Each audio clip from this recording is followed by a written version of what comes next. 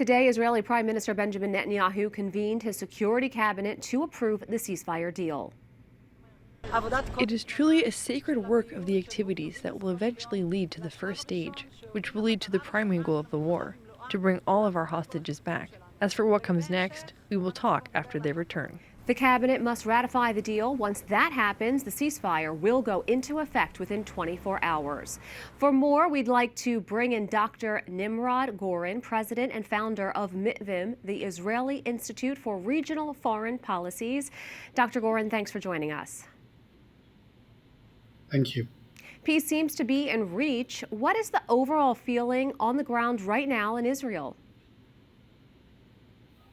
It's a special day here in Israel. It puts an end to two devastating years for both Israelis and Palestinians after the Hamas attack of October 7, just 2 years ago. Israelis do not see it as a peace deal. They see it as an end of war, as a way to bring back their hostages. Those are two major objectives for the Israeli society that enjoy large public support in Israel to actually reach a peace deal in the Middle East that requires a lot of more work on issues that go way beyond the governance structure and the situation in Gaza into issues of the two-state solution and regional relations. That's a bit beyond where are we now, but it doesn't mean that today is not a special day, and the coming days will be very significant, I think, for Israel, society, politics, foreign relations, almost every aspect of life. As you mentioned, there are many layers to this. While there is a lot of promise and hope, Hamas does not have a good track record. What should the world be watching for to see this successfully move forward?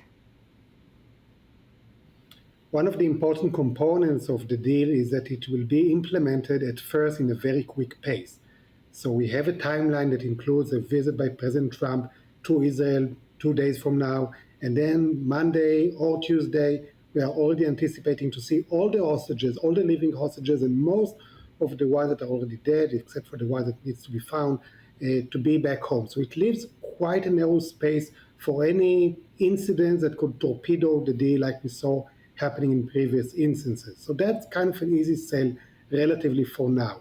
Looking forward, I think the main issues will be related to the role of Hamas within the Gaza Strip. For Israel, it was one of the key goals of the war to make sure that Hamas does not pose another military threat on Israel, that Hamas is not involved in the leadership of Gaza going forward. I think those demands will be a bit difficult for Hamas to comply with, but President Trump and colleagues have managed to create an alliance of Arab and Muslim countries, including Turkey and Qatar and Egypt, that are actively pushing Hamas to go beyond its initial demands and agree to these terms. So whether that is implemented or not, I think that's what we should look at. And from the Israeli side, it will be about a demand for a full Israeli withdrawal from the Gaza Strip. That's not a demand from the first phase in which there will be a partial withdrawal, but to reach something major, a peace deal, then the governance of Gaza and the territory of Gaza should be handed back to the Palestinians.